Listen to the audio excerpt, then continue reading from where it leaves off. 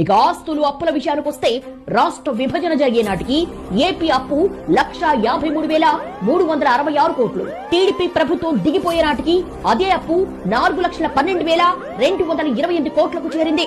2023 మార్చి నాటికున్న అప్పు 6,38,217 కోట్లు. అంటే గతంలో చంద్రబాబు చేసిన అప్పు 2,60,000 కోట్లయితే వైఎస్ జగన్ చేసింది 2,25,000 కోట్ల అప్పు మాత్రమే. కానీ సంక్షేమం అభివృద్ధిపై ఎన్నడూ లేనంత ఖర్చు చేసిన వైసీపీ సర్కార్ ప్రజల జేబుల్లోకి 2 లక్షల కోట్లకు పైగా వెళ్లేలా చేసింది. ఇక రెవెన్యూ రాబడి పెరుగుదల బాబు హయాంలో 6%, జగన్ హయాంలో 16.7%గా ఉంది. మూలధన వ్యయం బాబు హయాంలో 15,227 కోట్లుగా ఉంటే అది వైఎస్ జగన్ హయాంలో 17,990 కోట్లుగా ఉంది.